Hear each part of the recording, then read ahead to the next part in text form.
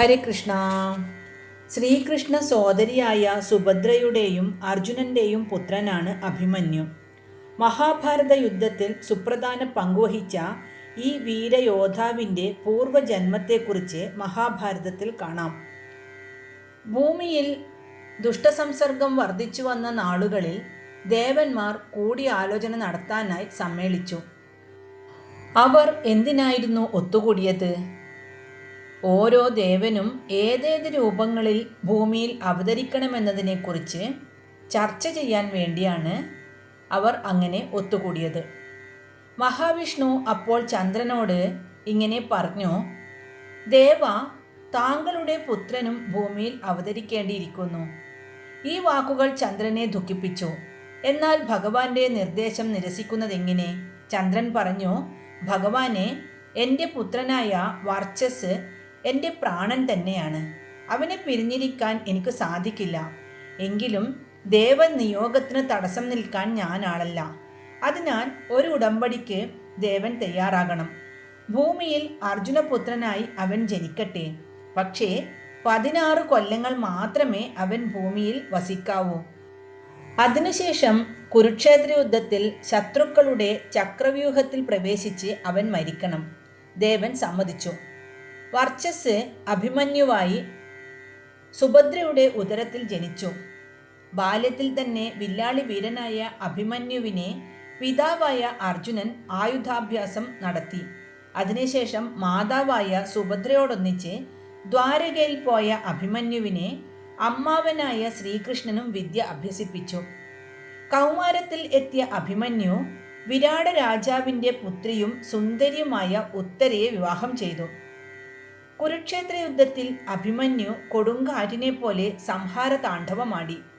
കർണൻ, ദ്രോണർ, ദുര്യോധനൻ തുടങ്ങിയ വീരപരാക്രമികൾ പോലും അഭിമന്യുവിൻ്റെ കൈവേഗത്തിന് മുന്നിൽ പരാജിതരായി തീർന്നു. യുദ്ധത്തിൻ്റെ വിജയോന്മാദ ലഹരിയിൽ ആ കുമാരൻ ദ്രോണാചാര്യർ നിർമ്മിച്ച ചക്രവ്യൂഹത്തിൽ പ്രവേശിച്ചു.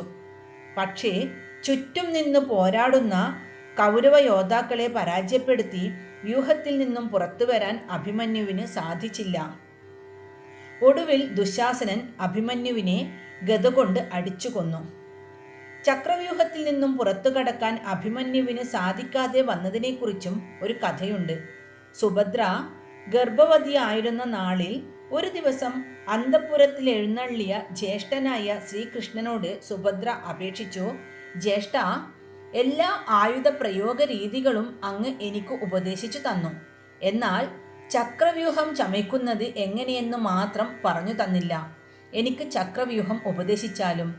തൻ്റെ സഹോദരിയുടെ ആഗ്രഹം സാധിച്ചു കൊടുക്കാൻ ശ്രീകൃഷ്ണൻ തീർച്ചയാക്കി. അദ്ദേഹം പറഞ്ഞു തുടങ്ങി: അനുജത്തി, ചക്രവ്യൂഹ നിർമ്മാണം അസാധാരണ പരാക്രമിയായ ഒരുവന് മാത്രമേ സാധിക്കുകയുള്ളൂ.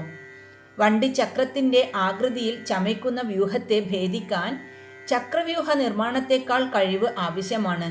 തുടർന്ന് അദ്ദേഹം ചക്രവ്യൂഹ നിർമ്മാണത്തിൻ്റെ വിവിധ ഘട്ടങ്ങൾ വിവരിച്ചു കൊടുത്തു.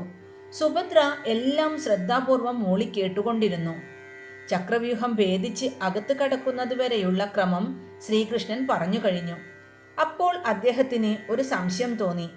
തൻ്റെ വാക്കുകൾ മൂളി കേൾക്കുന്നത് സുഭദ്ര തന്നെയാണോ? അദ്ദേഹം സംസാരം നിർത്തി നോക്കി. അപ്പോൾ കണ്ടതോ, അതാ ഗർഭാലസ്യത്തിൽ സുഭദ്ര ഇരിപ്പിടത്തിൽ തലചായ്ച്ച് മയങ്ങുന്നതാണ് അദ്ദേഹം കണ്ടത്. എങ്കിൽ മൂളിക്കേൾക്കുന്നത് ആരാണ്? ശ്രീകൃഷ്ണൻ ശ്രദ്ധാപൂർവം വീക്ഷിച്ചു. സുഭദ്രയുടെ ഉദരത്തിൽ നിന്നാണ് ആ ശബ്ദം കേൾക്കുന്നതെന്നും ആ ശിശു ചക്രവ്യൂഹ നിർമ്മാണവും പ്രവേശനവും ശ്രദ്ധാപൂർവം പഠിച്ചിരിക്കുന്നുവെന്നും പെട്ടെന്ന് ശ്രീകൃഷ്ണന് മനസ്സിലായി. പെട്ടെന്ന് ശ്രീകൃഷ്ണന് ചന്ദ്രദേവന്റെ അഭ്യർത്ഥന ഓർമ്മ വന്നു. ചക്രവ്യൂഹത്തിൽ പ്രവേശിച്ച് വർച്ചസ് മരിക്കണമെന്നല്ലേ ചന്ദ്രദേവൻ അഭിലഷിക്കുന്നത്? എങ്കിൽ ചക്രവ്യൂഹത്തിൽ നിന്നും പുറത്തു വരുന്ന രീതി ഇനി പറയേണ്ടതില്ല. ഭഗവാൻ തീർച്ചയാക്കി. ഇപ്രകാരം ഗർഭസ്ഥനായിരുന്ന സന്ദർഭത്തിൽ ശ്രീകൃഷ്ണനിൽ നിന്നും കേട്ടുപഠിച്ച അറിവ് ഉപയോഗിച്ച് അഭിമന്യു ദ്രോണാചാര്യരുടെ ചക്രവ്യൂഹത്തിൽ പ്രവേശിച്ചു. ചന്ദ്രദേവനും ശ്രീകൃഷ്ണനും തീർച്ചയാക്കിയതുപോലെ അതിൽ നിന്നും പുറത്തു വരാൻ സാധിക്കാതെ ആ കുമാരൻ വീരസ്വർഗം പ്രാപിക്കുകയും ചെയ്തു. ഹരേ കൃഷ്ണ.